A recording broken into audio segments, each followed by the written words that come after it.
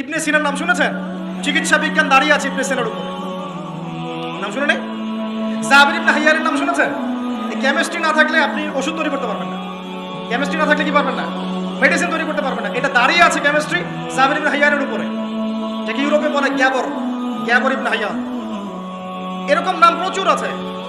আপনি এই যে ম্যাথামেটিক্সের কথা বলেন, জ্যোতির্বিদ্যার কথা বলেন, তারপরে প্রাণীবিদ্যার কথা বলেন, এই রক্ত সংবহন যন্ত্রের কথা বলেন, এক একটা সাবজেক্ট ধরে ধরে দেখেন সবগুলার গোড়ার মধ্যে আমাদের মুসলিম মনীষীদের অবদান আছে।